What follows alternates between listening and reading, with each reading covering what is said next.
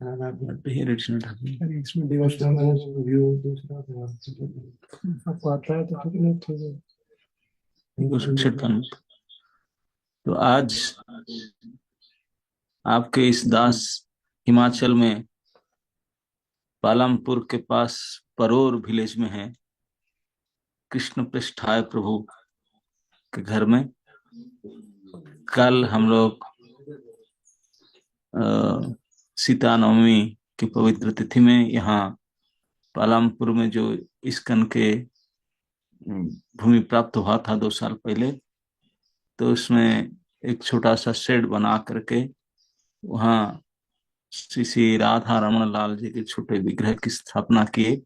अभिषेक और प्रतिष्ठा उत्सव हुआ था। यहाँ के लोकल के अनेक अधिवासी वहां भाग लिए थे। कल सायंकाल में से हुआ था। तो आज मुझे मंडी जाना है। मंडी जाने से पहले और एक नगरोटा, वहां भी एक सेंटर के लिए जो स्थान देखना है, जाना है, फिर वापस आके मंडी जाना है। तो आज के यहाँ के जो क्लास चल रहा है यहाँ के जूम लिंक में, मुझे वही आदेश किया गया कि उस लिंक में उसके विषय को बोलने के लिए। तो ये हिमाचल प्रदेश के जो लिंक है जिसमें अनेक भक्त आप देखते होंगे ज्वाइन किए हैं, चैंटिंग कर रहे हैं, उनका 7 to 8 प्रतिदिन क्लास होता है श्रीमद् भागवतम के ऊपर। तो आज के उनके भागवत कक्षा के क्रम के अनुसार श्रीमद् भागवत महापुराण के तृतीय स्कंद के 26वां अध्याय का 8 नंबर श्लोक के ऊपर चर्चा करेंगे। तो आप लोग अपना जो रेगुलर हैं वो तो जानते हैं, वो अपने किताब देख लेंगे। जो हमारे गीता एकेडमी के स्टूडेंट जो आज ही इस क्लास में ज्वाइन किए हैं, so they can bring their book or their phone, they can open this text. ओम नमो भगवते वासुदेवाय। नमो भगवते वासुदेवाय। ओम नमो भगवते वासुदेवाय। भगवते वासुदेवाय। ओम नमो भगवते वासुदेवाय। भगवते वासुदेवाय। नारायणं नमस्कृत्य नारायणं नमस्कृत्य नरं चैव नरोत्तमं देवम् देवीं सरस्वतीं व्यासं ततो जयमुदीरये। कृष्णाय वासुदेवाय वासुदेवाय देवकी नंदनाय च नंदगोपकुमाराय कुमाराय गोविंदाय नमो नमः।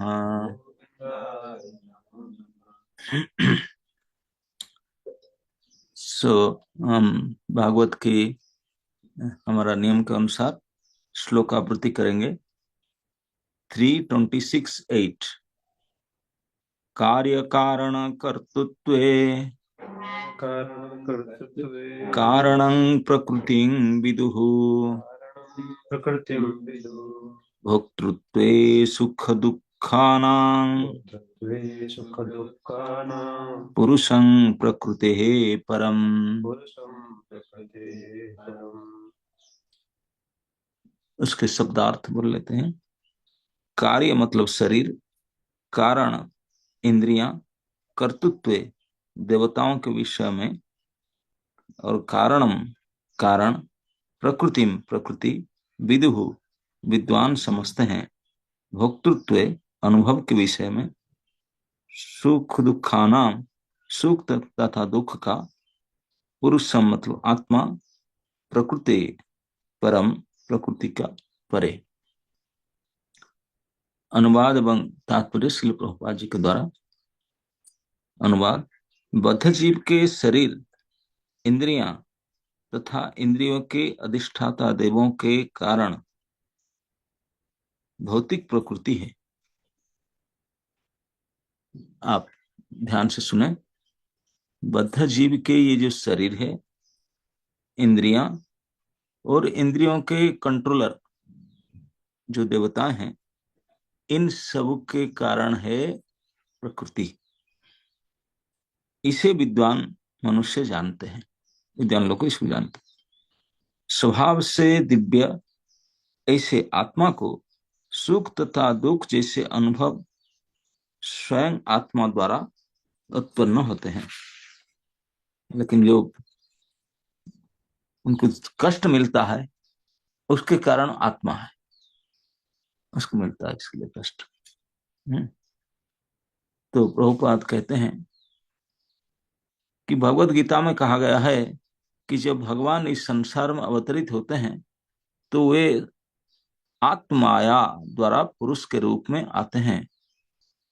वे किसी पराप्रकृति द्वारा बाध्य नहीं है, बाध्य नहीं किए जाते। वे स्वेच्छा से आते हैं और इसे ही उनकी लीला कहा जा सकता है। किंतु यहाँ स्पष्ट रूप से कहा गया है कि बद्ध जीव को प्रकृति के तीनों गुणों के अधीन किसी विशेष प्रकार के शरीर तथा इंद्रियां धारण करने के लिए बाध्य किया जाता है। उसे यह शरीर अपनी रुचि के अनुसार प्राप्त नहीं होता। दूसरे शब्दों में यह कहा जा सकता है कि बद्ध जीव को स्वतंत्र चुनाव करने की छूट नहीं होती। उसे अपने कर्म के अनुसार कोई ना कोई शरीर स्वीकार करना पड़ता है। किंतु जब शारीरिक प्रतिक्रियाएं होती है, जैसे कि सुख तथा दुख में अनुभव की जाती है, तो यह समझना चाहिए कि इसका कारण स्वयं आत्मा है। यदि आत्मा चाहे तो इस द्वैत बद्ध जीवन को कृष्ण की सेवा ग्रहण करके बदल सकता है। जीव ही अपने कष्टों का कारण है, किंतु वह अपने शाश्वत सुख का भी कारण हो सकता है। जब यह कृष्ण भक्ति में प्रवृत्त होना चाहता है तो भगवान के आध्यात्मिक शक्ति द्वारा उसे उपयुक्त शरीर प्रदान किया जाता है, और जब वह अपनी इंद्रियों को तुष्ट करना चाहता है तो उसे भौतिक शरीर प्रदान किया जाता है। अतः आध्यात्मिक शरीर या भौतिक शरीर स्वीकार करना जीव के मन चाहे चुनाव पर निर्भर करता है। किंतु एक बार शरीर स्वीकार कर लेने पर सुख तथा दुख उठाना पड़ता है। मायावादी चिंतक का कहना है कि जीव शुकर का शरीर धारण करके भी अपनी लीलाएं का आनंद उठाता है, किंतु यह मत स्वीकार्य नहीं है, क्योंकि लीला शब्द भोग की स्वेच्छा सुकृति के लिए प्रयुक्त होता है। अतः यह व्याख्या अत्यंत भ्रामक है। जब दुख को बाध्य होकर स्वीकार करना पड़े तो लीला नहीं है। भगवान की लीलाएं तथा बद्धजीव द्वारा कर्मफल की स्वीकृति समान धरातल पर नहीं होती।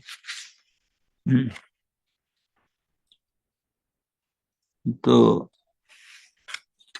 प्रभुपाद जी ने, क्योंकि ये क्रम के अनुसार पहले ये कहा गया कि भगवान की लीला है सब, तो अधिकांश मायावादी दार्शनिक लोग वो बोलते हैं हम भी तो भगवान का अंश है, हम भी तो भगवान है, और क्या ये भी सब हमारी लीला है, हम जो सब करते हैं सुख दुख भोगते हैं। तो प्रभुपाद जी ने इसको बोलते नहीं नहीं नहीं, लीला शब्द केवल भगवान के लिए ही प्रयुक्त हो सकता है। लीला शब्द का वास्तविक अर्थ है अपने मन के हिसाब से स्वाधीन रूप से आप जो चाहे सो करें, जो शरीर जो एड्रेस में जो माता पिता को उस स्वीकार कर सकते हैं। लेकिन हम यह कर सकते हैं ऐसा? हमारा इच्छा के जो चाहे ऐसा शरीर प्राप्त कर सकते, तो डॉक्टर पास क्यों जाता कोई?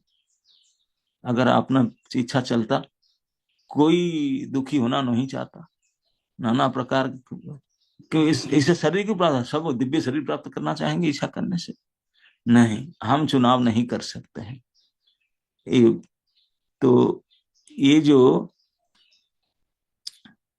इसके चुनाव हम कर सकते हैं, कहा दो प्रकार के चुनाव होता है, एक मूल चुनाव और चुनाव करने के बाद चुनाव। जो हम शरीर प्राप्त करते हैं और शरीर प्राप्त करके शरीर के अनुसार जो कष्ट आदि प्राप्त करते हैं, उसके कारण प्रकृति की, शरीर प्राप्त करना प्रकृति और कष्ट प्राप्त करने का कारण है आत्मा, इस प्रकार कहा गया। तो यहाँ प्रभु जो मायावादी दार्शनिक को चिंता को विरोध करके प्रभुपाद जी ने कहते हैं कि इस प्रकार के कार्य जीव का लीला नहीं है। भगवान अपनी स्वेच्छा से जो शरीर उनको आवश्यकता हो शरीर को धारण करते हैं, जो इच्छा वो करते हैं। लेकिन हम ऐसा नहीं है। हम अपना कर्म के अनुसार एक निर्दिष्ट शरीर धारण करने के लिए बाध्य है। We can not choose, we have no way to choose. हमारा कर्म के फलदाता परमात्मा ने देते हैं, और उसी कर्म फल के अनुसार हमको एक शरीर दिया जाता है। उस शरीर को ग्रहण करने के लिए बाध्य होंगे आपने, और इस शरीर के अनुसार सुख दुख भोगेंगे। लेकिन प्रभुपाद कहते हैं कि ये तो लीला नहीं कह सकते। लीला हो सकता है जो अपने चॉइस में, हम we have no choice there. कर्म फल के अनुसार बाध्य होकर हम प्राप्त करते हैं। भगवान अपना चॉइस में आते हैं, स्व माया हमारा, लेकिन हम माया के अधीन होकर आते हैं। लेकिन हमारा भी एक चुनाव होता है, हमारा चॉइस है। कब? जीव अपने शुद्ध अवस्था में जब रहता है, भगवान के अंश है जीव, इस अवस्था से अगर वो चुनाव करे कि मैं भगवान की सेवा करना चाहता हूं या चाहती हूं, तो फिर ये प्रकृति से फंसेगा नहीं, तो भगवत धाम में उनकी सेवा में चला जाएगा। इसी चुनाव हमारा मूल चुनाव है, दी ओरिजिनल चुनाव। उस समय अगर भगवान का सेवा चुनते तो हमारा ये बद्ध दशा नहीं होता। एक बार हम प्रकृति मैडम को स्वीकार कर लिए, हम थोड़ा मजा लेना चाहते हैं, आनंद लेना चाहते हैं, तो प्रकृति माता ने बोला come here, I am here to help you, serve you. एक बार प्रकृति के जंगल में आ जाने से देन यू आर ट्रैप्ड। फिर आपका कोई चॉइस नहीं काम करेगा, फिर आपका स्वाधीनता खत्म। ना प्रकृति मैडम अब जैसे नचाएगी ऐसा नाचना पड़ेगा। जो शरीर देगी वही शरीर लेना पड़ेगा, जो सुख दुख देगी उस बाध्य है उसे लेना पड़ेगा। फिर we don't have any choice. एक बार हम गड़बड़ी किए कि ये अपने स्वाधीनता को मिस यूज किए। मिस यूज मतलब हम लोग यूज किए अपने शारीरिक भोग प्राप्त करने के लिए। अगर हम भगवान की सेवा के लिए ये बात को चुन लिए होते तो फिर ये बद्धावस्था में होता ही नहीं था, संभव ही नहीं इस जेल में आना। लेकिन हम वही गड़बड़ी किए जिसके कारण जेल में आकर कष्ट भोग रहे हैं। तो इस जो पूरे अध्याय में माता देवहूति ने जो प्रश्न किया था, तो उसके उत्तर में उनके पुत्र कपिल देव ने उनको समझाते हैं कि जीवात्मा ये कैसे प्रकृति द्वारा बद्ध है, किस प्रकार शुरू होता है, कैसे कैसे होता है। तो उसके कारण बताते हैं कौन दायी है इसके लिए। भगवत गीता में भगवान ने 13 चैप्टर में, आप लोग को अगर देखेंगे 21 और 22, 21 और 22 में, इसमें भी भगवान कहते हैं कार्य कारण कर्तृत्व प्रकृति हेतुच्यते पुरुष सुख दुखा नाम हेतुच्यते। तो भगवान ने वेरी क्लियर कर दिए।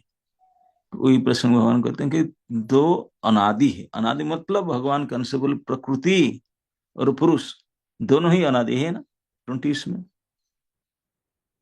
प्रकृति पुरुषम च विधि अनादि है ना।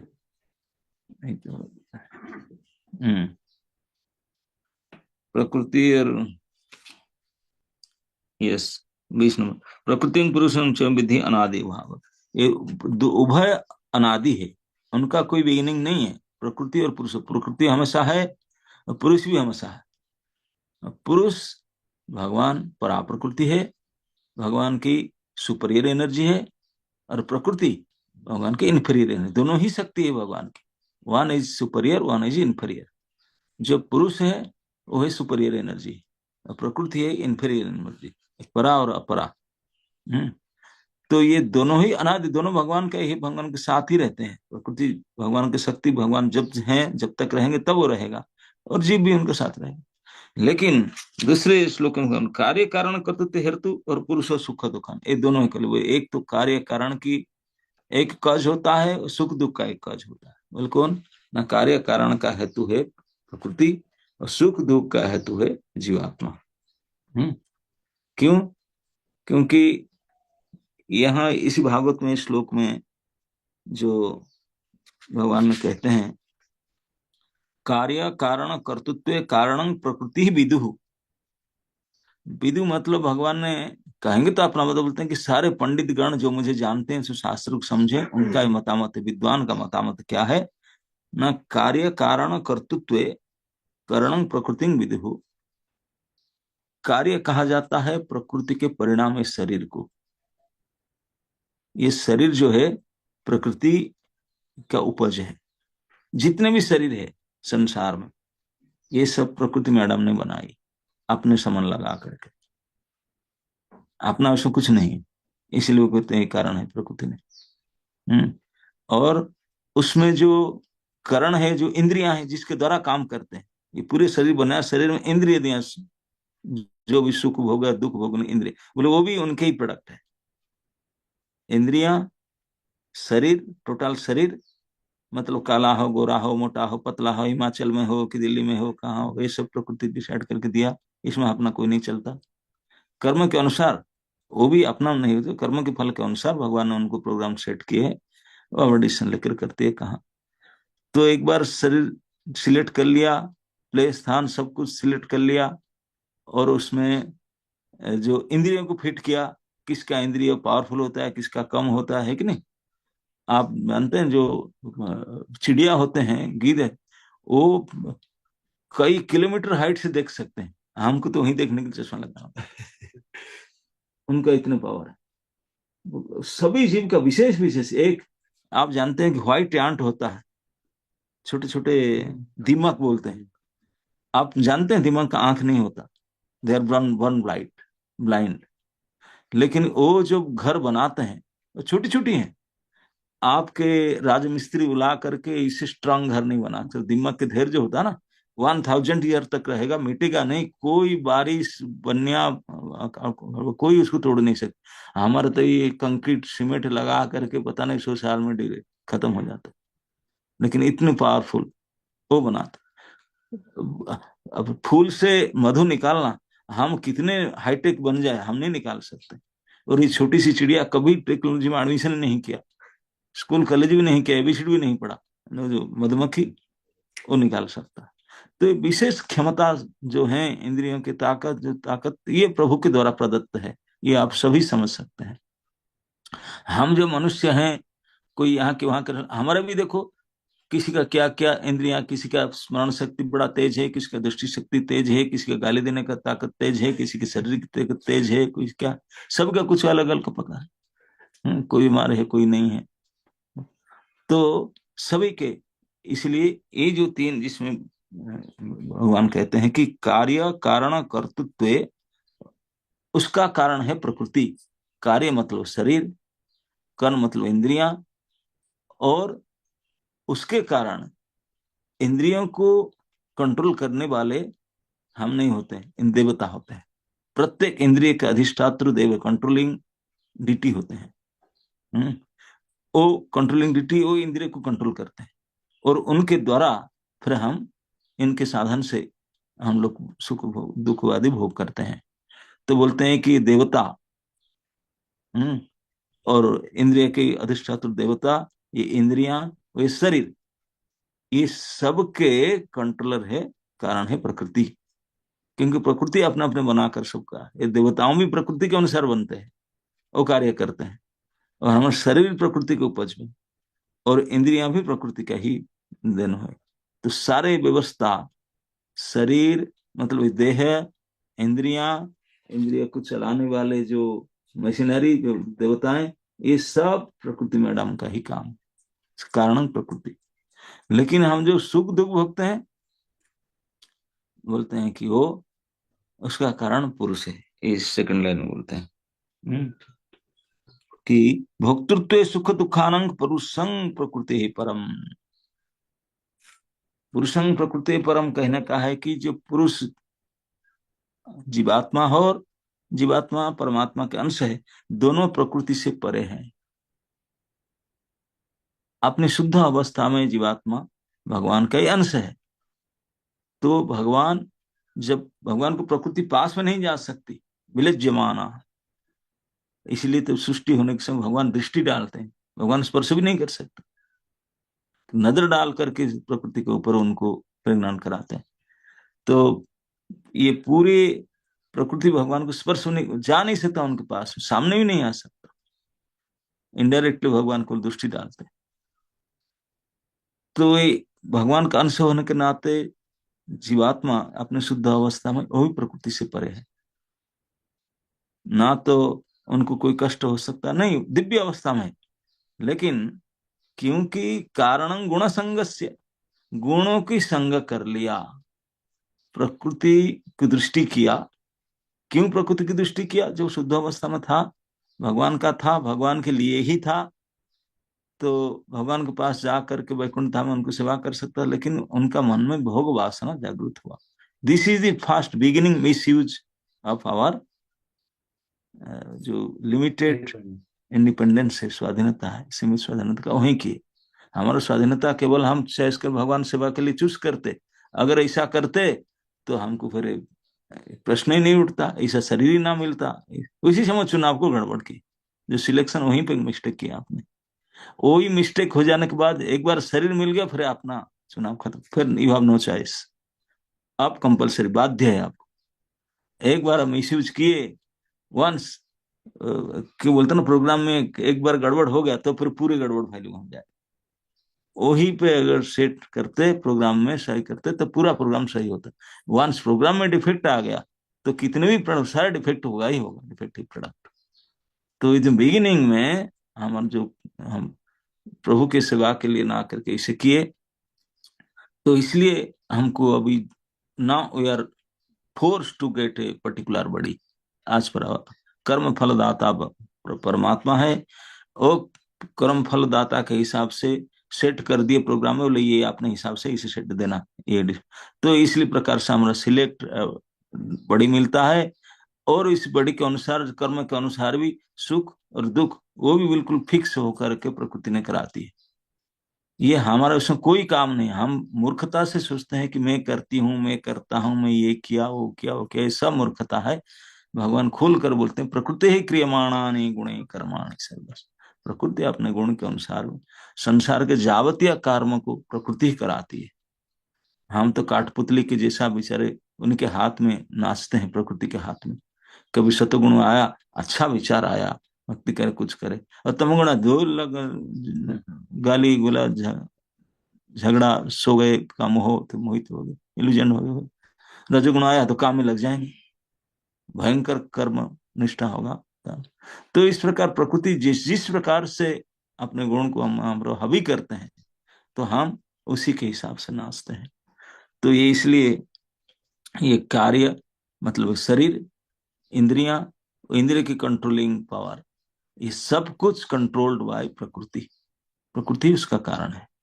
लेकिन सुख दुख कौन भोगता है? बोले शरीर तो जड़ है, जड़ पदार्थ समझता है, चेतना नहीं, वो कैसे भोगेगा?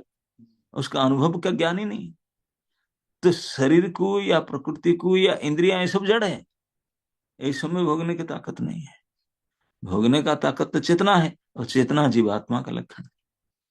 तो जीवात्मा मिसयूज किया, इसीलिए अभिभोक्ता रहता है। और ये भोक्तृत्व, ये भोग कराने का जो कारण है, ये भगवान स्वयं है। भगवान अपने प्रोग्रामिंग में पहले फिक्स करके रखे हैं, एक एजेंट उनका है परमात्मा करके, जो प्रत्येक शरीर में रहता है, भगवान का अंश है। उन्होंने ये सब प्रोग्रामिंग करके सेट करता है, तुझे इतने समय तो इस प्रकार के दुख, इस प्रकार सुख मिलेगा, फिर हम बाध्य है। यही दैव कृतम, दैव निर्णित, मतलब परमात्मा द्वारा निर्णित है। ये जो ये आप जीवात्मा ही भोगता है। क्यों बोलते हैं कि ये भी अविद्या के कारण, अभिमान के कारण, इस शरीर में जो जीवात्मा अभी भी है, शरीर तो जड़ है, आत्मा चेतन है, वो आत्मा अभी भी प्रकृति से परे दिव्य है। ना उसको कभी दुख हो सकता, ना सुख हो सकता, ना कष्ट हो सकता। आप तो गीता में दूसरे अध्याय में लक्षण पढ़े हैं, उनको कोई गिला नहीं कर सकता, गर्म नहीं हो सकता, ठंडी नहीं हो सकता, काट नहीं सकता, कुछ भी नहीं कर सकते। वो अजर अमर है आत्मा। लेकिन ये इतने होते हुए भी वो आईडी को हम भूल चुके हैं। आत्मा का ज्ञान, आत्मा का पहचान ये बद्ध जीव का नहीं है। अगर आत्मा ज्ञान पहचान होता तो मुक्त हो जाता, पर यह नहीं रहता, क्योंकि अविद्याग्रस्त हो चुके हैं हम लोग। अपना आईडी भूल चुके हैं।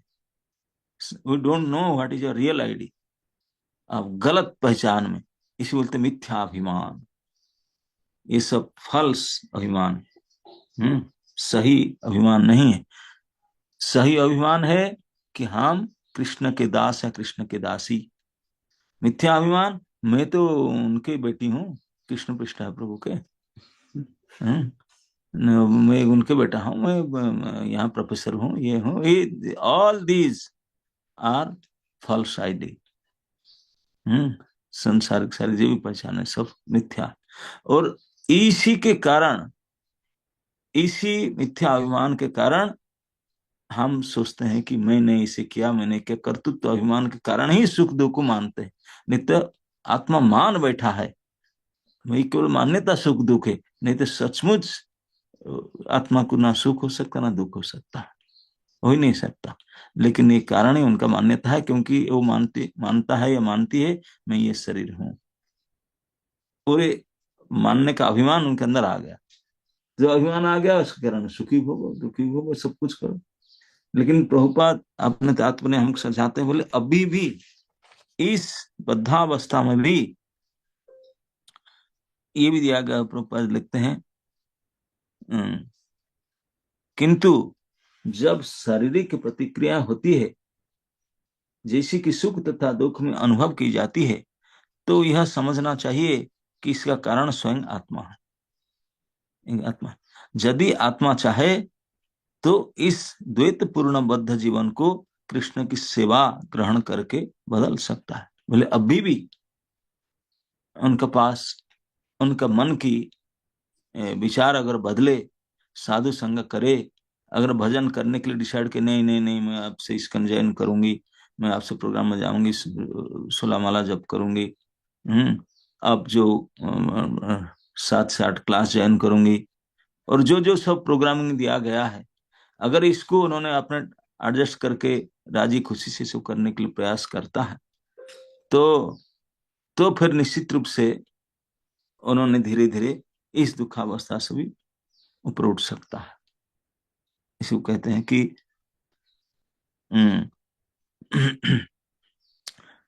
कृष्ण की सेवा में अगर बदल सकता है तो जीव ही अपने कष्टों का कारण है, किंतु वह अपने साथ सुख के कारण हो सकता है। फिर अपने जब वह कृष्ण भक्ति में प्रवृत्त होना चाहता है तो भगवान की आध्यात्मिक शक्ति द्वारा उसे उपयुक्त शरीर प्रदान किया जाता है। अगर भक्ति करेगा, अब ये जो मिल चुका है शरीर, अब जब तक उनका हिसाब से कष्ट तो मिलेगा, उसके बाद में फिर दोबारा नहीं मिलेगा, फिर आध्यात्मिक शरीर मिलेगा और फिर खत्म। आध्यात्मिक शरीर में ना तो ये संसार में फिर आना हो तो जन्म होता है, जन्म ही नहीं हो, खाता खुलेगा ही नहीं, तो फिर बूढ़ा होने का, बीमारी होने का, मृत्यु होने का चांस ही नहीं। ये सब खाता खुलता है, ओपनिंग होता है जन्म से। जन्म हुआ, कष्ट की शुरुआत हुआ। क्या क्या कष्ट, न बीमारी आएगा, बुढ़ापा आएगा और मृत्यु। ये तीन का अलग अलग प्रकार के डिजाइन दे देंगे, तीन ही मेन सेक्शन है। जिस दिन से जन्म हुआ उस दिन से ये तीन पकड़ लिए, क्योंकि उस दिन से हम बड़े होने लगे। Now I am 1 month old, 2 days old. अब ओल्ड होते जाएंगे, अब तो फिर नए नहीं रहे, पुराना होते जाएंगे। तो ये जो जिसे जिसे दिन उम्र हमका बढ़ते जाएगा, तो बुढ़ापा घिरते जाएगा, बीमारी घिरते जाएगा और फाइनल एक्सपायरी डेट आ जाएगी, मृत्यु आ जाएगी। ये सब जन्म होने के कारण ही शुरू हुआ। लेकिन जन्म ही नहीं होगा अगर हमारा आध्यात्मिक चेतना को हम वृद्धि करेंगे, तो दिस इज फाइनल, ये लास्ट जन्म, उसके बाद नहीं होगा। भगवान गीता में घोषणा किए हैं, जन्म कर्म चमय दिव्यम एवं वो वेति तत्वतः। जो मेरे भगवान बोलते हैं कि मेरे जन्म और कर्म दिव्य है, बाकी हम लोग का जन्म और कर्म दिव्य नहीं है। हम लोग भौतिक है। भगवान के जन्म, क्योंकि भगवान लीला करते हैं, हम लोग लीला नहीं। इसको प्रभुपाद जी लिखते हैं कि ये जो दूसरे मायावादी लोग, कई प्रकार के दार्शनिक ये सोचते हैं कि नहीं, जीव ही भगवान का अंश है, ये सब जीव की लीला है। बोले नहीं नहीं, जीव के लिए लीला शब्द उपयुक्त नहीं हो सकता, ये संभव ही नहीं है। जीव लीला नहीं कर सकता। जीव बेचारा फंसा हुआ है कष्ट में जेल में जाकर वो लीला करते हैं क्या करे, इतने मूर्ख जीव है। तो नहीं, हम बाध्य होते हैं सुख दुख भोगने के लिए। तो ये बाध्यता से हम निकल सकते हैं अभी भी, अगर हम अपने मन को लगा करके भगवान की भक्ति करें, अभ्यास करें, जो श्रवण कीर्तन आदि। तो इसी को भगवान कहते हैं कि मेरे जन्म और कर्म को दिव्य मानो और उसको जानो। मतलब भगवान की जन्माष्टमी उत्सव करो, उनके बारे में सुनो, भगवान क्या क्या करते हैं, कैसे प्रकट होते हैं, उसके बारे में सुनो। जो भगवान के कथाओं को बड़े ध्यान पूर्वक सुनते हैं, समझते हैं, तो इसी को भगवान करते हैं कि मेरे दिव्यता को जो जान लेते हैं, तो इस शरीर उनका लास्ट शरीर है, उसके बाद में शरीर धारण करना नहीं पड़ेगा। फिर कहाँ जाएगा? न दिव्य शरीर मिलेगा उसको, भौतिक शरीर मिलेगा नहीं। और दिव्य शरीर फिर भगवान बोलते मेरे धाम में मिलेगा, और कोई दिव्य तो होता ही नहीं, दिव्य केवल मेरा ही पास होता, मेरे पास दिव्य जाएगा। फिर उसका प्रश्न नहीं उठता इस प्रकार के कष्ट भोगना, ये सब कुछ नहीं, बिल्कुल मुक्त हो जाएगा। लेकिन मुक्त होने का उपाय यही है, हम भगवान के हैं, भगवान के लिए ही हैं, तो भगवान के पास जाकर के उनके सेवा करने के लिए है, वही प्रयास करना पड़ेगा। जब तक वो प्रयास ना करके इस प्रकृति के ऊपर हम भी कुछ अपना कंट्रोलरशिप दिखाएंगे, हम उसको भोग करना चाहेंगे, तो जितने चाहेंगे, जितने व्यवस्था, इतने ज्यादा फंसते जाएंगे, इतने ज्यादा जकड़े बंध जाएंगे, मुक्त होने का चांस ही नहीं, संभव ही नहीं। तो इसको अच्छी तरह से समझ लेना। यीशु कहते हैं आत्मज्ञान।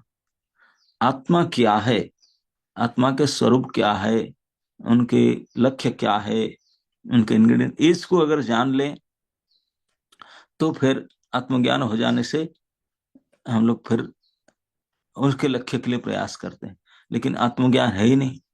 अभी तक पूरे संसार में जितने ज्ञान की व्यवस्था है, जितने यूनिवर्सिटी है, स्कूल है, कॉलेजेस है, उनमें कोई एक सब्जेक्ट नहीं आत्मा के बारे में।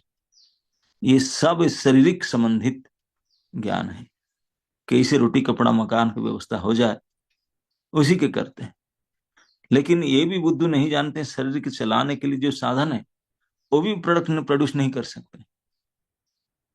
ये शरीर जो पोषण होता है जिस चीजों के द्वारा, वो प्रकृति दत्त है, भगवान देते हैं, उसको मनुष्य नहीं बना सकता। ना ना अनाज बना सकता, ना पानी बना सकता, ना मिट्टी बना सकता, ना एयर बना सकता, ना कुछ। बोलते नहीं हम ऑक्सीजन, ऑक्सीजन तेरे बाप के क्या ऑक्सीजन लेकर आया कौन? तेरे दिन तू तो पढ़ी तो क्या नहीं। जल हम बोलते हैं कि हम ऑक्सीजन हाइड्रोजन, जल तो ऑक्सीजन हाइड्रोजन तेरा नहीं। तो H2O जो बोलता है कि तेरा क्या है? कुछ भी नहीं है हमारा। लेकिन हम कर्तृत्व अभिमान करते हैं, इस अभिमान के कारण ही सुख दुख भोगते हैं। एक मोटा उदाहरण से मैं कई बार कहता हूँ, समझ सकते हैं कर्तृत्व अभिमान कैसा होता है। अब कल ना परसों हम कल ही सुबह सुबह इतने सुंदर ब्रेकफास्ट भेजा गया था हमारे पास कि आज भी माता जी बनाते हैं, कल बनाते गरम गरम पूरी पनीर मटर की सब्जी है, मटर पनीर की सब्जी, गरम गरम पूरी, अब इतने टेस्टी है हिमाचल में ठंडी सीजन में खाने में। कांगड़ी तो बोलते हैं कांगड़ी धाम, कांगड़ा का धाम है। तो बोलते हैं इन्होंने बनाया, माता बोलते हमने बनाई, अच्छा है ना टेस्ट। तो उनको अगर पूछा माता जी अब क्या बनाई, आटा आपने बनाई? नहीं बाजार से आया। पानी आपने बनाया? नहीं बाजार से आया। नमक हमने बनाया? नहीं। आग? नहीं। तो सब्जियां? नहीं। तो मसला? नहीं। तो क्या आपने बनाई? आपने बोलते मैंने बनाई। उसमें कोई एक चीज, पूरे पूरी और मटर पनीर की सब्जी में कोई एक ही ऐसा वस्तु है, बता दो कि मैंने बनाया। आप जो सुनने वाले सभी इसे कहते हैं, अब पूछो आपने, आपने क्या बनाया?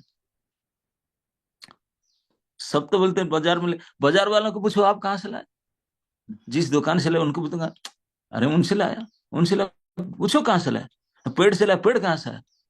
हमारा उसमें क्या कर्तृत्व है?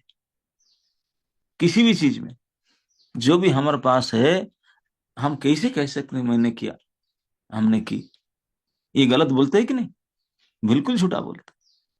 सही में देखा जाए तो हमारा कुछ भी नहीं। हम्म। लेकिन हम कहते हैं, और कहते सुनते तो ऐसे ही कहना ही पड़ता है, ये सारे झूठा, झूठे दावा, कुछ भी नहीं करते। इसी बोलते हैं मिथ्या कर्तृत्व अभिमान। मैं, अब ये अभिमान है झूठा कि हम करते हैं, हम कुछ नहीं है। इसी को भगवान गाली देकर करते हैं कि प्रकृति कराती है, तुम कैसे बोलते तेरा? हम्म। विमूढ़ आत्मा, क्योंकि आत्मा मोहित हो चुका है। कैसे मोहित हुआ? बोले अविद्या की तरह। अविद्या कहाँ से आया? ना प्रकृति के द्वारा। प्रकृति अविद्या, प्रकृति के दो प्रकार के कार्य है, एक आवरणात्मिका, एक प्रक्षेपात्मिका। जब हम लोग प्रकृति की ओर देखते हैं, हमारा शुद्धा अवस्था है तटस्था शक्ति, प्रकृति से ऊपर भगवान से नीचे, ये बीच में है। इस शुद्ध अवस्था जिसमें प्रकृति है ही नहीं हमारे पास, हम भगवान के ही अंश हैं, विभिन्न अंश है, और भगवान के लिए ही हम लोग सेवा करने के लिए मेंट है उनके लिए। तो इसी अशुद्ध अवस्था में हम लोग का मन में भोग विचार आता है। भोग विचार आना स्वाभाविक है, क्योंकि भगवान आनंदमय है, हम उनके अंश है, तो हमारा आनंद पाने का इच्छा ही होगा, ये स्वाभाविक होना चाहिए। लेकिन आनंद पाने का तरीका क्या है? आनंद पाने का तरीका है, अगर ठाकुर जी की सेवा करो, उनको आनंद दो, तुम आनंदित हो जाओगे। जैसे हमको भूख लगता है, कुछ खाना चाहिए, तो आंख में, नाक में, कान में, शरीर में जो होल है कहीं डाल सकते क्या? पूरी सब्जी नहीं, एक ही होल है निश्चित, वो मुख के द्वारा पेट में डालो तो पूरे शरीर तंदुरुस्त हो। ठीक इसी प्रकार हम अगर सुख चाहते हैं किसी प्रकार के, तो श्री भगवान को सुख देना होगा। इस प्रकार के सुख, भगवान को श्रृंगार करो तो आप ही श्रृंगार हो जाएंगे, सुंदर हो जाओगे। जो भी करोगे लोग, जिस प्रकार हम कहते हैं कि हम प्रतिछवि, ये सब रिफ्लेक्शन है, ये शरीर असली तो भगवान का अंश है। ये सब छाया में जगत है, छाया में कोई इफेक्ट तभी देखेगा जब काया में होगा। काया और छाया समझते ना? जैसे ये झूठा शरीर को हम काया समझते हैं। धूप अगर आता है, आप अगर खड़ा है तो छाया भी खड़ा होगा, आप बैठेंगे तो छाया भी बैठेगा। जिस छाया अपना आप कुछ नहीं कर सकता। ठीक है, इसी प्रकार आप आईने में आपको देखते हैं, वो तिलक नहीं लगाया, तो आईना में तिलक लगाने से देखे होगा? नहीं हो सकता। काया में अगर तिलक लगा तो छाया में दिखेगी। तो इस प्रकार हम सुख भोगना चाहते हैं, सुख भोगने, हम अपने इंद्रियों को सुख देने से सुखी हो ही नहीं सकते, क्योंकि ये आईना में तिलक लगाने जैसा है। ये रिफ्लेक्शन को छाया में कहते हैं। शरीर तो छाया मात्र है, असलियत नहीं। असलियत है भगवान। तो उनको अगर हम सुख देने के लिए प्रयास करेंगे तो हम सुखी होंगे, और उनसे अलग हट करके हम बोलेंगे नहीं हम सुखी हो जाएंगे, तो फंसते रहेंगे। जितने प्रयास करें इतने ज्यादा बद्ध हो जाएंगे, इतने ज्यादा दुखी होते रहेंगे। यही है मूल कारण। इसी को ही सारे शास्त्र में संत विद्वान समझाते हैं कि हमारे संपूर्ण संसार में आने का और जावत प्रकार दुख भोगने का, बार बार जन्म मृत्यु भोगने का, निकल नहीं पाने का। एक बार आ गए तो अगर आत्मज्ञान नहीं हुआ तो करोड़ों जन्म तक कहीं फंसते रहेंगे, नाना प्रकार के शरीर में। ब्रह्मांड भ्रमित कौन भाग्यवान जीव। तो भ्रमित भ्रमित कोई भाग्यवान जीव साधु संघ के माध्यम से फिर उनका ज्ञान होता, फिर निकल पाते हैं। निकल पाते क्या ज्ञान होता है? भगवान नहीं बोलते, मतलब भगवान के ज्ञान, भगवान के जन्म, भगवान के कर्म के ज्ञान हो जाए तो पर ये शरीर एंड हो जाएगा, चक्र से निकल जाओगे। फिर जन्म नहीं होगा, जन्म नहीं होगा तो फिर कर्म नहीं होगा। नहीं तो पुनरपि जननम पुनरपि मरणम पुनरपि जननी जठरे शयनम, यह संसारे खड़ो दुस्तारे।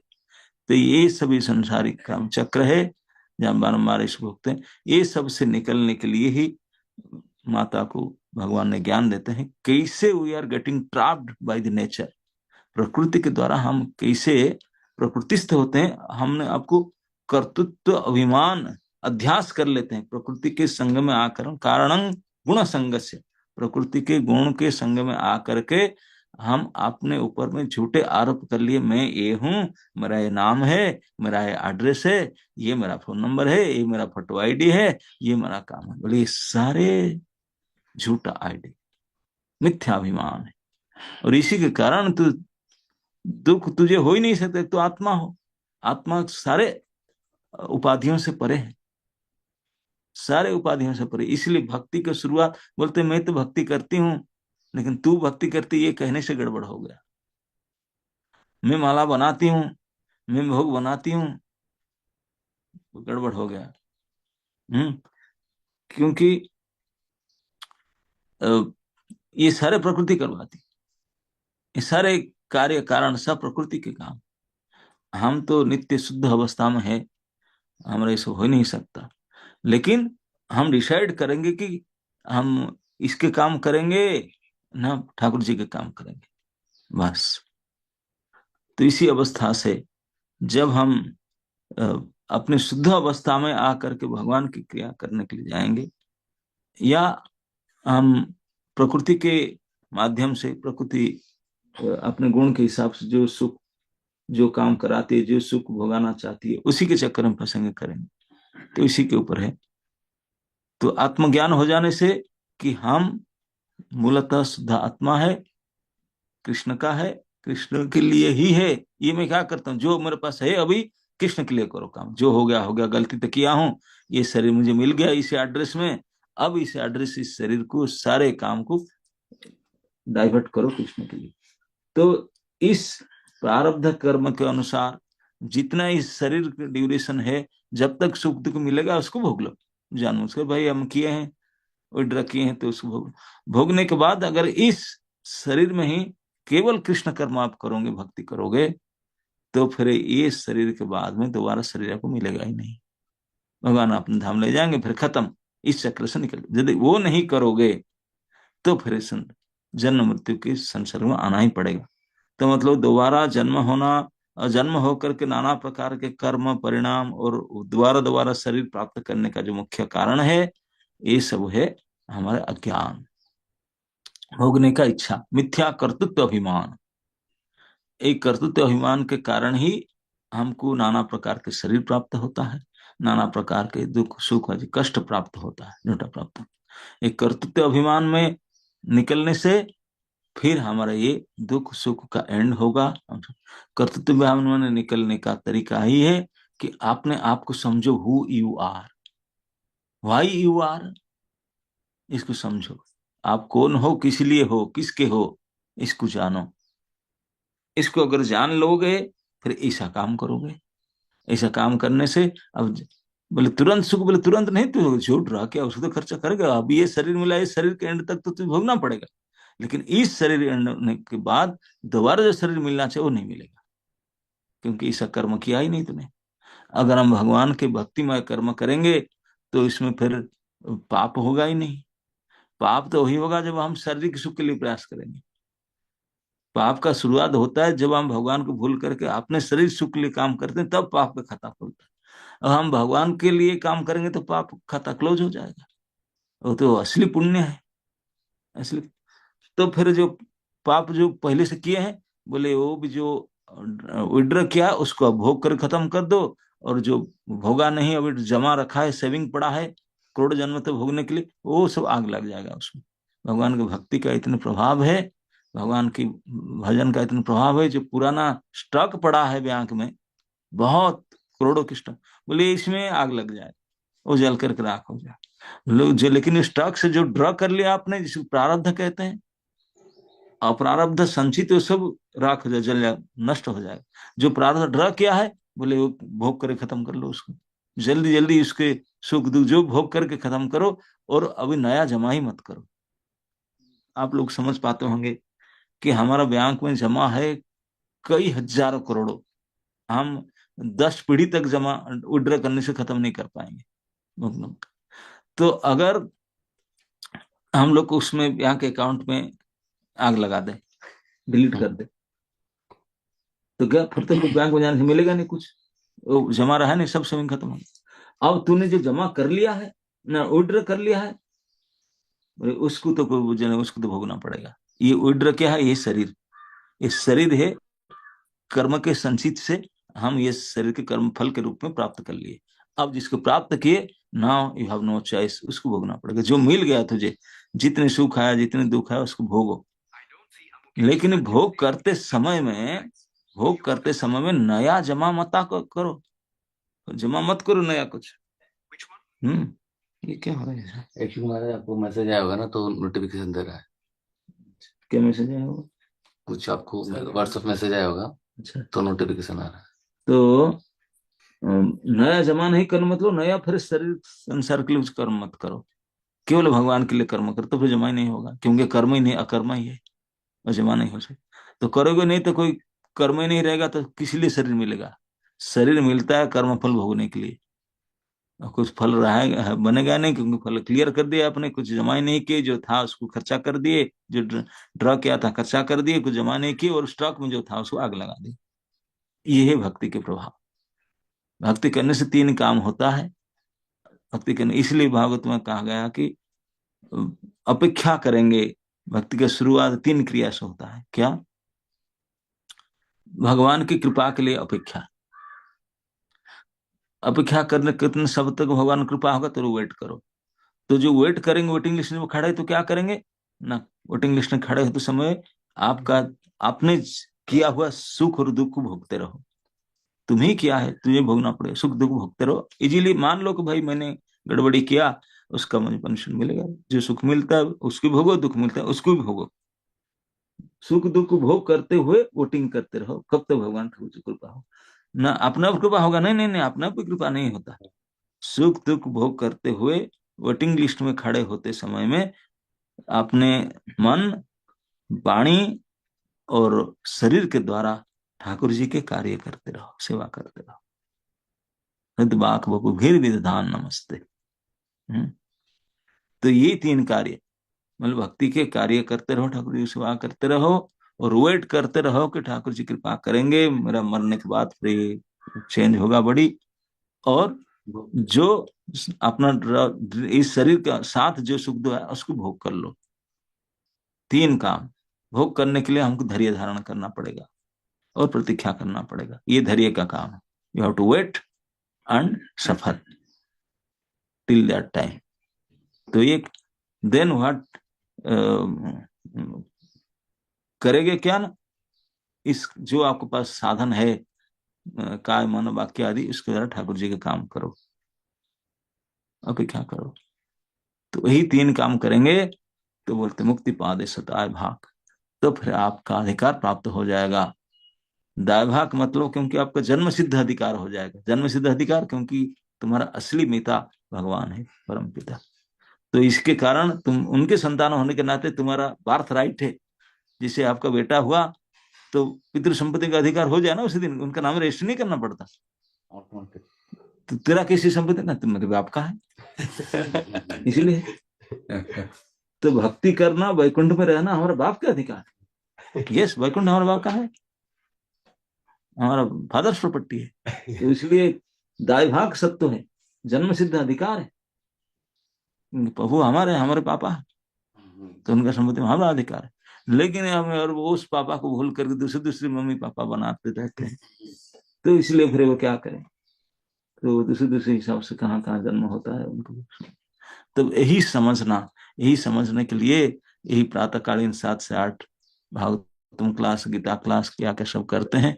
तो उसको अगर आप ध्यान पूर्वक श्रवण करेंगे, अपनी वास्तविक स्थिति को समझने के लिए प्रयास करेंगे, हम कैसे ट्रैप्ड हुए, कैसे फंसे, फंस करके कैसे बढ़ते चले जा रहे हैं फंसने में, उसको रोक नहीं पा रहे हैं, इस चक्र में बारंबार कई जन्मों से फंसे हुए हैं। तो इसी को समझना होगा, समझ करके उनको full stop, no that's it, और नहीं। और नहीं तो क्या करो ना, इस मन के द्वारा ऐसे सुख के बारे में, भौतिक सुख के बारे में सोचूंगा ही नहीं। इस मन के द्वारा केवल प्रभु के सुख के बारे में सोचूंगा। इस शरीर इंद्रिय के द्वारा मेरे अपने सुख के लिए कुछ प्रयास करूंगी नहीं, केवल प्रभु सुख के लिए प्रयास करूंगा। और ना जो मैं गलती कर चुका हूं इस शरीर के द्वारा, जो मिल चुका है मुझे अभी भोगने के लिए, उसके लिए राजी खुशी से भोग कर लूं। कष्ट मिला ज्यादा, कोई किसी को दोष इन्हीं की वजह से, नहीं नहीं नहीं, तेरे कर्म की वजह से बेटा भोग लो उसको, किसी को दोष मत दो। सुख भी जो थोड़ा बहुत मिलता है, सुख दुख भी तो मिलता है, सुख तो ज्यादा मिलता ही नहीं। तो उसको आपने किसी को दोष ना दे करके भोगते रहो। कब तक ना, अपेक्षा करते रहो, ठाकुर जी कृपा करेंगे। अगर भक्ति करते रहोगे तो शरीर के जिस दिन एंड होगा, इस दिन हमारा फाइनल एग्जाम हो जाएगा। ठाकुर जी की तब भी स्मरण करते रहो। अंत काल च मामैव स्मरण मुक्त्वा कलेवरम, अगर अंत समय में भी भगवान को स्मरण करते हुए तो ये शरीर को छोड़ दिया, तब त्यक्त्वा देह पुनर्जन्म न इति, फिर इस शरीर छोड़ने के बाद तो पुनर्जन्म ही नहीं होगा। जन्म ही नहीं होगा तो फिर कष्ट कैसे हो सकता है ना? नहीं, बुढ़ापा बीमारी है तो जन्म के शुरू होता है, तो खाता खुलेगा नहीं। ना रोएंगे ओपनिंग करेंगे, ना रुलाएंगे, कुछ नहीं करेंगे। आप खुद रो नहीं सकते, किसी रुला भी नहीं सकते। ये सब शुरुआत ओपनिंग होता है जन्म से, सारे खाता क्लोज हो जाएगा। कैसे होगा? यही एकमात्र उपाय है भगवत भक्ति। भगवत भक्ति की शुरुआत इस भगवान के जन्म कर्म आदि लीला कथा श्रवण से होता है, गीता भागवत क्लास से होता है। और सुन करके समझ में आ गया, अपने आप को आत्मा की समझो, मेरा यही स्थिति है, मैं निताई दासी हूँ, मैं फूलवाली हूँ। मुझे भगवान की सेवा के लिए ही काम करना होगा और कुछ नहीं। तो इस प्रकार के आध्यात्मिक गुरुजनों के संरक्षण में, उन्हीं के आश्रय में रह करके, उन्हीं के उपदेश को पालन करके भगवान की सेवा करने के लिए ही संपूर्ण जीवन को, सारे शक्ति को लगा देना चाहिए। और उसमें ये होगा मुझे कष्ट मिलेगा, कष्ट तो मिलेगा, पहले से डिसाइडेड, प्री डिसाइडेड, तो उसे कुछ कर नहीं सकता। एवरीथिंग इज प्रीपेड, सुख भी और दुख भी। तो इसलिए कोई अपने टेंशन मत लो, उसको ऐसे ज्ञान करके मान लो, है ना? नहीं, अब यही लाइफ में you can conclude all this things. इस चक्र से बाहर भी निकल सकते हो। अगर बाई मिस्टेक कंप्लीट नहीं कर पाते, और एक जन्म मिलेगा, उसको कम्प्लीट लाकर क्लियर कर लो। भगवान गारंटी देते हैं, बोले अगर इस जन्म में भक्ति करूं, पूरा हो जाएगा ना, हो जाना चाहिए, लेकिन अगर सीरियसली भक्ति नहीं किया, कुछ बदमाशी, मतलब कुछ भोगने का मन में आया, कुछ किया छिपा करके, थोड़ा बहुत, नहीं ठीक है, मैं केवल 2.5 घंटा जब करूंगी, 2 घंटा करूंगी, बाकी ये तो मेरे लिए करूंगी, इतने का, तो फिर एक पूरा पेपर क्लियर नहीं होगा। तो इसे क्लियर करने के लिए कुछ जन्म और लेना पड़ेगा, लेकिन कंटिन्यू कर करके क्लियर कर दो, जिस जन्म में पूरा क्लियर हो जाएगा, दैट्स इट। फिर इस संसार में, फिर भगवत धाम में जा करके वहां उनके पास नित्य सुख में रह सकते हैं।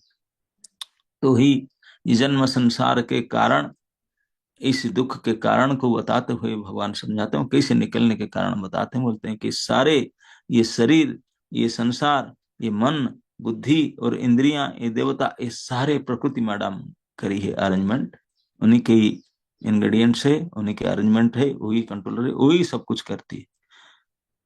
बोले तुम गधे फंसा, उसमें से फंस करके अपने को पहचान को गलती किया, इस कारण से तुझे सुख और दुख अनुभव तुझे होता है, लेकिन सुख दुख जो हो ही नहीं सकता, असलियत में तो शुद्ध आत्मा है, प्रकृति से परे।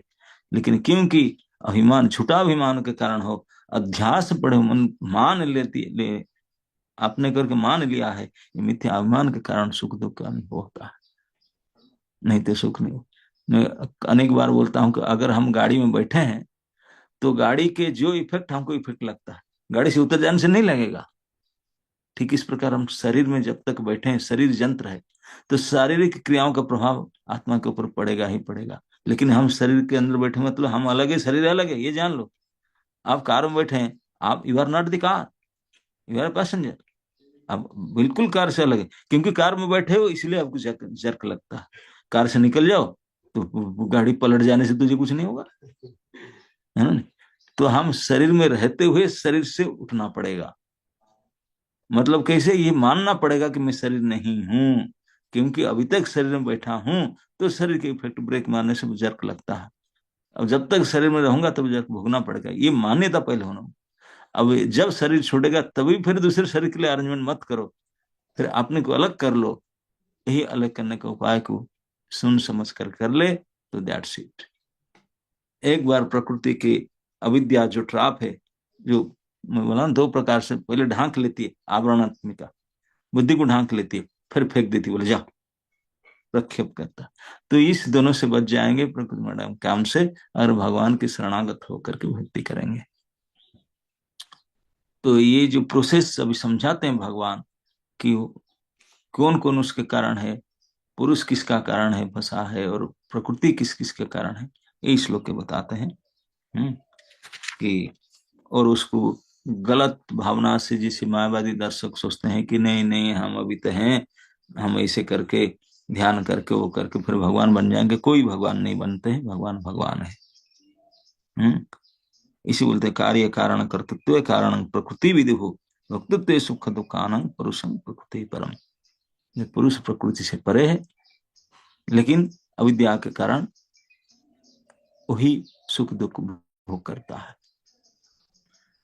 लेकिन बाकी सारे जो संसार, शरीर, इंद्रिया, मन, बुद्धि, सब प्रकृति का काम। Okay, it's 8 o'clock। इसका कोई क्वेश्चन है? क्वेश्चन आंसर होता है आप लोग का? आप लोग का क्वेश्चन आंसर होता है? ओके, होता है। कृष्ण सिंह चौहान हाथ उठे, और बहुत हाथ उठे। तो he is the control right? अनुकूल प्रभु यू आर? हरे कृष्ण महाराज जी, धन्य प्रणाम जी। जी महाराज जी। तो कोऑर्डिनेट कीजिए। कृष्ण सिंह प्रभु जी, आप अपना प्रश्न पूछ सकते हैं। कृष्ण सिंह जी। हरे कृष्णा महाराज जी, सभी दंडवत प्रणाम जी, सभी बतौर जी। महाराज जी, मेरा प्रश्न ये है कि यदि पुरुष और जीव, परम पुरुष और जीव प्रकृति से परे हैं, तो प्रकृति में जीवात्मा को सुख दुख क्यों भोगना पड़ता है? जीवन पड़ता है कि प्रकृति के चंगुल में आ गया, इसलिए। वो अलग था, वो आ गया प्रकृति के पास, उनको स्वीकार किया तो भी फंसा। जैसे आपने बोला ना, आप बस में बैठे हैं, बस में बैठे तो आप फोन देख रहे थे और बस ब्रेक मारा तो आपका सर नाक में टूटा। आप बोल रहे क्यों? कि मैं बस में बैठे हैं इसलिए। आप जो बाहर खड़े हो तो बस में न बैठे तो थोड़ी आपका नाक टूटता। तो आप बोलते क्यों? क्योंकि बस में बैठे हैं इसलिए।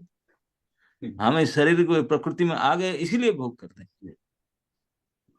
ओके, तो इसका मतलब ये है महाराज जी कि जो जीव है वो प्रकृति से परे नहीं है, नहीं, एक प्रकृति परम से पुरुष परे तो तो है। है। नहीं, परम पुरुष के अंश होने के नाते जीव प्रकृति से परे तो है, लेकिन होने पर भी वो प्रकृति को मान लिया, प्रकृति के अधीन अपने आप को मान कर बैठा है। जब तक मान कर बैठेगा, प्रकृति के अंदर रहेगा, तब तक प्रकृति के प्रभाव उसके ऊपर पड़ेगा ही। ओके, ठीक है प्रभु जी, जय महाराज जी, हरे कृष्णा धन्मा जी, जय बजरंग जी। हरे कृष्ण। हरे कृष्ण। माता जी, संसी माता जी, राज माता जी, आप अनम्यूट कर सकते हैं।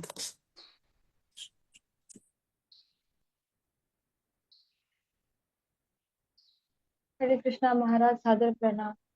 महाराज, मेरा क्वेश्चन ये है कि हम जो प्रकृति के द्वारा बाउंड है और हम बहुत सारे कार्य करते हैं। कई बार हम कोशिश करते हैं कि भगवान में हम चीजों को लगाए, बट शायद उतने अच्छे कॉन्सेप्ट से हम नहीं लगा पाते। लेकिन जब हम जो काम करते हैं उसमें हम कोशिश करते हैं कि हम करें, अच्छे से करें, लेकिन कहाँ तक हमारा उसमें फ्री विल काम करता है? जैसे आप बोले कि हम माता जी ने पनीर बनाया, कुछ भी बनाया, तो कहाँ तक उनका फ्री विल काम किया, कहाँ तक उनका अपना प्रयास काम किया, और कहाँ तक प्रकृति काम की? हम अपने डे टू डे लाइफ में अ, कहाँ कहाँ हम अपने प्रयास से चूक रहे हैं अपने कर्म को करते हुए करने में? वो कैसे समझेंगे प्रभु? हाँ, यहाँ तो जो आप किचन जो भी बनाते हैं सारे प्रकृति कराती है, लेकिन कर्तृत्व तो अभिमान के कारण आपका है। ऐसा अभिमान आप कराते हैं। मशीनरी तो सब प्रकृति का है, लेकिन जो मान्यता है वो आपका है। इस मान्यता भी झूठा है, जिसके कारण आपको सुख दुख के भोगना पड़ता है ना? नहीं। और तो इसी हमारा फील को ही, मान्यता को अगर आप बोलते कि नहीं मैं गलती के कारण ऐसा मानना हो, ये झूठा है, मैं तो कृष्ण की हूं, मुझे कृष्ण के लिए करना चाहिए, मेरे लिए कुछ नहीं कि और किसी के लिए नहीं। तो इस प्रकार का अभ्यास करेंगे, धीरे धीरे धीरे धीरे जो मान्यता सुधर जाएगी। हमारा जो विल है, फ्री विल, उसको मिसयूज नहीं करना। मिसयूज होता है जब when the moment we are trying to enjoy, हमारा शरीर के लिए और संबंधियों के लिए अगर उपयोग करते हैं, दैट इज मिसयूज। जब तक भगवान के लिए करेंगे, that is not misuse, that proper use. Okay, ji, तो हम अपने प्रयास में कैसे समझेंगे कि ये हम प्रयास कर रहे हैं या फिर ये हमसे हमारे द्वारा करवाया जैसे जा रहा है? जैसे जैसे अभी आप क्योंकि सुन रहे हैं, समझने के लिए प्रयास कर रहे हैं, ये क्या आप कर रहे हैं कि नहीं? आप हम क्वेश्चन उनका डॉक्टर प्रयास, तो इसी प्रकार का प्रयास करना पड़ेगा। Try to understand who you are और व्हाई यू आर। अगर इस प्रकार के प्रयास करोगे, that is proper use of your misuse का जो कर चुके हैं उसकी सही यूज भी करना चाहते हैं, है ना? और जी प्रभु, जी महाराज। और महाराज, कई बार हम कुछ काम करते हैं जो जो हमें करना है डे टू डे लाइफ में, और हम उसको कर रहे हैं, बट कई बार ऐसा हो जाता है माइंड की एकदम नहीं कंट्रोल होता है माइंड, और उस चीज में वही मन नहीं लगता, और हम उसको चीज को अच्छे से नहीं करते, कहीं ना कहीं हम लापरवाही करते हैं। तो हम बाद में ये नहीं समझ में आता है कि यह क्यों हुआ, मतलब ऐसा होना था इसीलिए हुआ, या हमने प्रयास नहीं किया, हमने गड़बड़ ये सब किया। अपना किसी सारे का कारण प्रकृति है। प्रकृति अपने गुण के अनुसार ऐसा करता है कि आप कभी अच्छा करते हैं, कभी बुरा करते हैं, कभी झगड़ते हैं, कभी समझते हैं। ये सब प्रकृति मैडम के काम है। आपने अपने गुण के अनुसार अपना चाहती है, और हम अपने को दोष देते हैं, अपने मन को, दूसरे परिस्थिति को। कोई कुछ नहीं, दोषी तो प्रकृति है। ओके। जी जी, वो सतो रजो तमो उस हिसाब से काम यस करता है यस जिस यस कारण हम। यस। सत्वरजम तो 3 हेडक्वार्टर है, वो अनंत वेराइटीज में बन सकता है। जी जी महाराज, मैं यस। समझ गई। हमारा फ्री विल बस कृष्ण की सेवा में है, जहाँ हम इंद्रिय का काम कृष्ण की किए, ये सेवा सब के लिए किए, तो हम करना बाउंड। चाहिए। If you use your fuel only for the service of Krishna, then you are doing your proper use, not misusing it. But जितना मिस और यूज कर जैसे चुके हैं तब तक तो भोगना पड़ेगा। जो कर और चुके जैसे हम हैं, यस। Tell tell. जी हाँ, और जैसे ही हम अपने इंद्रिय तृप्ति या कृष्ण को ना सेंटर रख के कोशिश करते हैं, तो हम बाउंड हो जाते हैं, और फिर ये वहां पे बाउंड हमारा फ्री विल प्रयास नहीं हो होता है। ऑलरेडी हो चुके हैं और आगे वो भी हो रहे चीज हैं। दिस बॉडी, अभी जो ये शरीर हमारा है, ये प्रकृति के उपज है। हम पहले कर चुके हैं, उसी के परिणाम है वो ड्रॉप रहा है। यही प्रूव है उसका। नहीं तो हमारा भौतिक शरीर ना मिलता हमको। Yes. Maharaj, thank you so much. Hare Krishna, please bless me. Thank you. Okay, next. Surendra Sharma Prabhu ji, आप अनम्यूट कर सकते हैं। सुरेंद्र प्रभु जी हैं। रुचि माता जी। हरे कृष्णा गुरु महाराज जी। गुरु महाराज जी, हरे कृष्णा गुरु महाराज जी। मेरा प्रश्न है कि हम कैसे प्रायश्चित करें। हमने बचपन में बहुत से पाप किए हैं, जैसे बहुत सी मछलियां मारी हैं, मक्खी को पकड़ के उसकी टांगों में लकड़ी फंसा के मन के उसको उड़ाया है, या कई बार मक्खी के पंख तोड़ दिए हैं। तो इसका प्रायश्चित हम कैसे करें महाराज जी। केवल हरे कृष्ण मंत्र जप करके कर सकते हैं। ओके। इसी से हो जाएगा महाराज जी। यार बहुत कुछ हो जाएगा, ये तो कुछ भी नहीं, ये तो हाइडोज है। धन्यवाद महाराज जी। हरे कृष्ण। हमें मछली का जन्म लेना पड़ेगा महाराज जी। हाँ, मक्खी का जन्म हमारे लेना को पड़ेगा। अगर आप भक्ति नहीं करेंगे तो लेना पड़ेगा। भक्ति करेंगे तो कट जाएगा, फिर रहेगा कुछ परिणाम रहेगा, तब तो भोगेंगे ना, परिणाम रहेंगे नहीं। धन्यवाद महाराज जी। हरे कृष्णा जी। अतुल अगवाने प्रभु जी, आप अनम्यूट कर सकते हैं।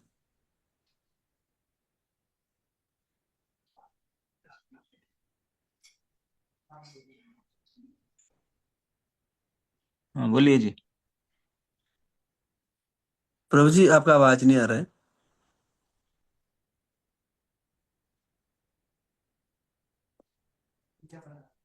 आवाज बिल्कुल नहीं आ रहा अतुल प्रभु जी।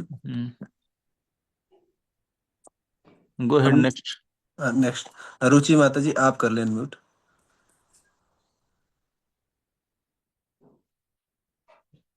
रुचि माता जी। रुचि माता जी हैं। हरे कृष्णा महाराज जी, सादर प्रणाम। हरे बोलिए कृष्णा महाराज जी। बोलिए माता जी, बोलिए। आगे आगे। महाराज जी, मेरा क्वेश्चन था कि जीव जीव सबसे पहले स्टार्टिंग में कैसे फंसता है प्रकृति के गुणों में, मतलब सबसे स्टार्टिंग में कैसे फंसता है। सबसे स्टार्टिंग में तो वही तो मैं पूरा क्लास बता रहा था। सबसे स्टार्टिंग में आप जहाँ खड़े थे पवित्र शुद्धावस्था में, यहीं से प्रकृति मैडम को देखे और उनको भोगने की इच्छा की, बस यही से शूटिंग शुरू होता, भोग इच्छा। कृष्ण भूली भोग इच्छा, कृष्ण को से अलग हट करके हम अलग से स्वतंत्र भोग करने का इच्छा के, वही हमारा स्टार्टिंग है। ओके जी जी महाराज। अनुकूल जल्दी जल्दी कीजिए, नेक्स्ट। हाँ जी, ज्योतिका माता जी। हरे कृष्णा महाराज जी, दंडवत प्रणाम। जैसे महाराज जी आप लोग बताते हैं कि हम आत्मा नहीं है, शरीर है, लेकिन हम किसी को अगर बताएंगे तो अपना नाम ही बताएंगे, या कुछ भी आपने बताया, जैसे आप कुछ बनाना है तो बोलेंगे मैंने बनाया, बाजार से लाया, तो वो चीज तो आएगी ना प्रभु जी महाराज जी की नहीं ये आप माता जी, आपने नाम करो मैं कृष्णदासी, कृष्णदासी ने बनाया, कृष्णदासी ने लाया, ऐसे कह सकते हैं कि नहीं? जी महाराज जी, लेकिन अभी कोई मुझसे मेरा नाम पूछेगा तो फिर मैं ज्योति गोयली बताऊंगा ना, कैसे नहीं, उसको बोलूंगा? आपका आध्यात्मिक नाम बताएंगे, अमुक देवीदासी, क्यों नहीं बताएंगे? हमारे संस्था में जो जो दीक्षित भक्त हैं वो फिर अपना नाम बताते हैं, ज्योति गोयल नहीं बताते हैं, है ना? नहीं, जमुना देवीदासी या कुछ इस प्रकार के नाम होता जो आध्यात्मिक, उसी को बताएंगे। तो फिर मतलब आपने पूछा कि कुछ बनाया तो बोलेंगे कि मतलब आत्मा ने बनाया, तो ये तो बोलेंगे आत्मा नहीं नहीं, आत्मा नहीं, आत्मा का असली पहचान है जीव के कृष्ण के दास है, तो ही बताएगा, अपना परिचय बताएगा, असली अभिमान को बताएगा। अभिमान तो होना चाहिए, झूठा बना, इससे रियल ईगो होना चाहिए।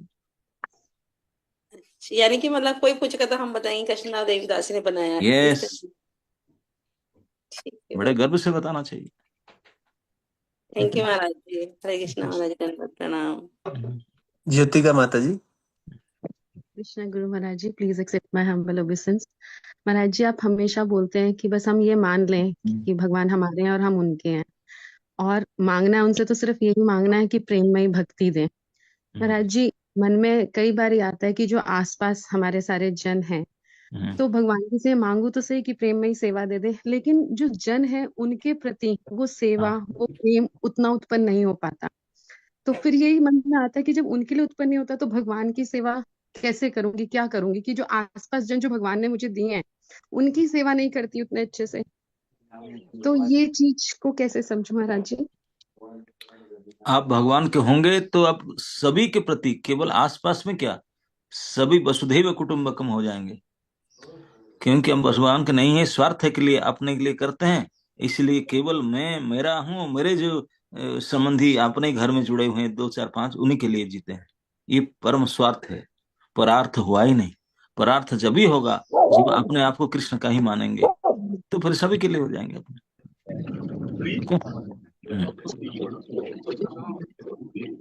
वृंदा माता जी, वृंदा जैन माता जी। Hare Krishna Maharaj ji, please accept that. Thank you so much Maharaj ji for the class. महाराज, मेरा क्वेश्चन था कि जब हम लोग सुनते हैं कि सुख दुख को भोग लेना चाहिए, तब तो समझ में आता है, बट जब वास्तव में परिस्थिति सामने होती है और उसमें कुछ हम सेवा भी नहीं कर पाते तो बहुत डिमोटिवेशन होता है और धैर्य भी खोने लगता है। तो उस धैर्य को हमेशा कैसे बनाए रख सकते हैं? बाय हियरिंग सच थिंग्स, बार बार सुनोगे कि वह तुझे ही, तेरा ही किया है, भोग लो भैया मैडम, ये तू ही नहीं तो किया, आग में अंगुली डाला था तो अभी तो था, जलन होगा तो बर्न लगाने के लिए जो कष्ट है तो तुझे ही करना पड़ेगा, है ना? नहीं, तो इस प्रकार के by properly hearing and understanding you will tolerate, you will get the sufficient power to tolerate your misdeeds.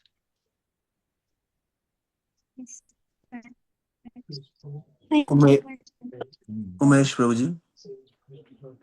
हरे कृष्णा महाराज जी, आपके श्री चरणों में सादर प्रणाम स्वीकार करें। सभी तुम चरणों में सादर प्रणाम। बहुत बहुत धन्यवाद महाराज जी, आपने आज अपने श्रीमुख से हमें अपना संग प्रदान किया। महाराज जी, मेरा प्रश्न ये है कि हम लोगों को पता है कि हम एक आत्मा है, शरीर नहीं है, फिर भी हम इसको क्यों एक्सेप्ट नहीं कर पाते, और समाज की जो ये चीजें इसमें हम फंसे रहते हैं, और हमें सुख दुख और जो भी सामाजिक चीजें हैं, मान प्रतिष्ठा, उनसे हम बहुत ज्यादा प्रभावित होते हैं महाराज जी। इससे हम कैसे निकले बाहर, उस पर थोड़ा सा महाराज जी आप मार्गदर्शन करें। ये अब जो पता चलेगा अपन तो किस लिए, क्योंकि प्रकृति करा रही है। हम प्रकृति के चंगुल में है, वो हमको नचाती है, हम बोलते हैं हम नाचते हैं। जैसे कठपुतली होता ना, कठपुतली स्वयं डांस नहीं कर सकता, उसके हाथ पैर सब धागा लगा हुआ है, पीछे पर्दे के पीछे किसी खींच रहा है। खींचता है तो उसका पैर उठता है, खींचता है तो हाथ उठता है, खींचता है तो इंद्रियां काम करती हैं कि पीछे खींचा हुआ है, वो तो पुतला है, वो क्या नाचेगा। ठीक इसी प्रकार हम भी काठपुतले हैं। प्रकृति अपने गुण के अनुसार, गुण मतलब रस्सी खींच करके हम लोग को एक्टिव एक्शन कराती है। इसको अगर हम समझ जाएंगे तो फिर हम बोलेंगे नहीं कि यार मैं कुछ कर रहा हूँ, तू क्या कर रहा है, वो खींचने वाला पीछे खड़ा है। यही समझ में आ जाना चाहिए, तब फिर हमारे अभिमान नहीं होगा, झूठा अभिमान। ओके। जी महाराज जी, बहुत बहुत धन्यवाद महाराज जी। हरे कृष्णा, आपके चरणों में सादर प्रणाम। प्रकाश प्रभु जी। हरे कृष्णा महाराज जी, सादर प्रणाम, सर्वतो सादर प्रणाम जी। जी महाराज जी, मेरा सवाल था, जैसे महाराज जी हमारा जो हम भौतिक संसार में हम जो सुख भोगते हैं, मतलब वो कौन भोगता है? जैसे हमारा शरीर तो भोगता नहीं है बोला, जैसे जो आध्यात्मिक, जैसे हम जप करते हैं जो, तो वो भी सुख, वो आध्यात्मिक सुख होता है।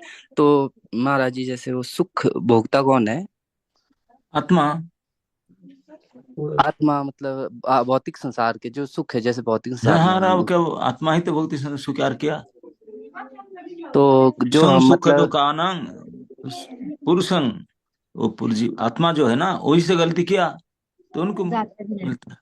लेकिन सुख उनको भोगा नहीं जा सकता, क्योंकि वो उनका स्थिति दिव्य है। लेकिन वो मान बैठा है कि नहीं मैं गाड़ी में बैठा हूं, तो गाड़ी में जब बैठा है तो गाड़ी का जो इफेक्ट तो उसको पड़ेगा ही पड़ेगा। जी महाराज, जैसे महाराज जी हम पाप करते हैं, मतलब पाप में सुख भोग लेते हैं, तो वो फिर भोगना किसको? आत्मा को ही पड़ेगा। आत्मा मतलब हाँ हाँ, और क्या। जी महाराज जी, मतलब मेन कारण है कि हमारा जो हम फंसे हैं इस संसार में, वही है, वही यस है। Yes yes yes yes yes. हाँ जी महाराज जी। जी हरे कृष्ण महाराज जी, साधु प्रणाम, धन्यवाद जी। पवन और मंजू माता जी, पवन एंड मंजू माता जी। हरे कृष्णा महाराज जी, सादर प्रणाम। बोलिए। महाराज जी, मेरा ये प्रश्न था कि मैं क्या लड्डू गोपाल की सेवा करती हूँ, तो साथ में क्या भगवान शिव और गणेश जी की भी मूर्ति रखी है, तो मैं भोग लगाती हूँ लड्डू गोपाल को, तो साथ में गणेश जी और भगवान शिव को भी लगाती हूँ, तो क्या लगाना चाहिए कि नहीं? नहीं, जो लड्डू गोपाल को पहले भोग लगाइए, फिर हाँ उन भोग लगा हुआ प्रसाद को फिर गणेश जी को, शिव जी को लगाइए। जी महाराज जी, यही पूछना था, क्योंकि मैंने अभी भागवतम पढ़ना स्टार्ट करा, तो मैंने उसमें यही पढ़ा था कि भगवान श्री कृष्ण ही सर्वप्रथम है, बाकी देव तो फिर भौतिक हाँ जगत गांव के हाँ लिए हैं। हाँ, यही करना। धन्यवाद। हरे कृष्णा महाराज जी। हरे कृष्ण। विल्सा सुमन माता जी। हरे कृष्ण महाराज जी, सादर प्रणाम। महाराज जी, मेरा ये प्रश्न था कि जैसे आप बताते हैं कि अगर हम कृष्ण को प्रसन्न कर ले तो हमें बाकी किसी को प्रसन्न करने की जरूरत नहीं है, कृष्ण की अगर भक्तों की सेवा कर ले तो। महाराज जी, मेरा ऐसा कंडीशन होता है कि हम लोग क्या कि कई बार वैष्णव, जैसे वरिष्ठ सीनियर वैष्णव आते हैं टेम्पल में, तो हम जा नहीं पाते, या फिर कई यात्रा में जाना होता है तो सीनियर डिवोटीज के साथ में उनका एसोसिएशन नहीं दे पाते, क्योंकि फैमिलीज अलाउ नहीं करती, फैमिलीज नाराज होती है। फैमिलीज तो सर महाराज जी, इस कंडीशन में क्या होता है कि कई बार झूठ बोल के भी जाना पड़ता है। तो महाराज जी इस कंडीशन में क्या करना चाहिए? क्योंकि हमको ऐसा लगता है हमारा जीवन पता नहीं कब तक है, और अगर हमने जीवन को ऐसे ही घर में या रिश्तेदारों में आने जाने में बिता दिया, हम वैष्णवों की सेवा नहीं कर रहे, तो फिर ऐसी कंडीशन में क्या करना चाहिए महाराज जी? अपेक्षा कीजिए, सुविधा मिलेगा। आजकल तो ठाकुर जी ने सुविधा दी है, घर में रहकर ऑनलाइन भी सेवा कर सकते हैं। ऑफलाइन जी अगर महाराज। सहयोग नहीं मिलता, ऑनलाइन भी तो कीजिए, तो फिर कभी ऑफलाइन का भी सुविधा मिलेगा। बहुत हमारे स्टूडेंट हैं जिनको हम साक्षात अभी देख ही नहीं पाते हैं, केवल उनके ऑनलाइन दर्शन होता है, लेकिन they are doing this is service. सुनना, सुन करके जो करने के लिए बोला गया उसको करना, ये भी तो सेवा है। महाराज जी, जैसे कभी कभी जैसे झूठ बोल के अगर जा रहे हैं तो सही है वो? क्या क्या जुम? मतलब वैष्णवों की सेवा करने के लिए अगर थोड़ा झूठ बोलना पड़े तो क्या ये सही है? बिल्कुल, भगवान की भक्ति के लिए तो कुछ भी किया जा सकता है ना? ठीक है महाराज। हम्म। लेकिन आपके लिए नहीं झूठ नहीं बोल सकते।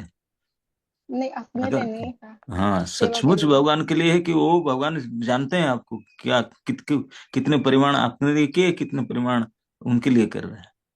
इसके अनुसार अगर सच्ची में प्रभु की सेवा के लिए किए तो कोई दिक्कत नहीं है, लेकिन आपके किए तो फिर आप फंसोगे। ठीक है महाराज जी। हरे कृष्णा महाराज जी, प्रणाम। आकांक्षा माता जी। हरे कृष्ण महाराज, सादर प्रणाम। महाराज, मेरा प्रश्न है कि जैसे आप बताते हैं कि जीव के पास दो देवी धाम और भगवान का धाम चूज कर। तो मेरा प्रश्न ये है कि भगवान ने देवी धाम बनाया है, कि देवी धाम होता ही नहीं तो हम चूज ही नहीं करते, ना हम बसते, वाह हम सिर्फ भगवान के पास जाते। वाह, आपसे कंसल्ट नहीं किए बना दिए? नहीं, आपको पूछ कर बनाना था। नहीं इसे पूछ रहे भगवान क्यों बनाए, भगवान का अथॉरिटी हो क्या आपने? आपको पूछकर बनाते। संसार में जेल क्यों नहीं सरकार बनाता? जेल में अच्छा काम होता है क्या? हम जैसे बदमाशों को यहाँ सुधारने के लिए बनाया गया देवी धाम। अनुकूल जी, कब तक चलेगा आपका क्वेश्चन आंसर सेशन? जी महाराज जी, ये लास्ट क्वेश्चन हो गया महाराज। ओके। तो क्वेश्चन आंसर अभी पूरे हैं, अभी और नहीं लेंगे। तो विशेष रूप से हम श्री महाराज जी का धन्यवाद करते हैं कि महाराज जी ने अपना बहुमूल्य समय में से निकाल कर हम भक्तों को इतना बताया, जीव के स्वरूप के विषय में बताया, और जीव किस प्रकार से निकल सकता है संसार से उसके विषय में बताया, और हमारे जो प्रश्न भी थे उनका भी महाराज जी ने बहुत अद्भुत तरीके से उनका निराकरण किया। तो महाराज जी का हार्दिक धन्यवाद। तो महाराज जी अपना समय निकाल कर हिमाचल प्रदेश में आए हैं, और अभी महाराज जी हैं, हमारा संग मिलेगा हमको महाराज जी का। और कल महाराज जी ने पालमपुर में स्थापना की है श्री राधा कृष्ण भगवान की, और अभी मंडी आएंगे, आज शाहपुर भी जाएंगे, और उसके बाद कुल्लू भी जाएंगे, फिर शिमला जाएंगे। तो महाराज जी का दिव्य संग हम सब भक्तों को मिल रहा है, इसके लिए महाराज जी का हार्दिक धन्यवाद। तो सारे भक्तों से आग्रह है कि 3 बार श्री महाराज जी के लिए हरे कृष्ण महामंत्र का जोर से उच्चारण करें, अनम्यूट करके। हरे कृष्णा हरे कृष्णा कृष्ण कृष्ण हरे हरे हरे राम हरे राम राम राम हरे हरे कृष्ण कृष्ण कृष्ण हरे हरे हरे हरे राम राम राम हरे हरे हरे राम राम राम हरे हरे हरे कृष्ण कृष्ण कृष्ण हरे हरे राम हरे राम राम राम हरे हरे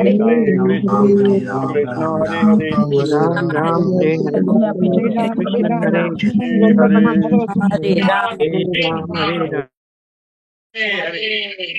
हरे राम।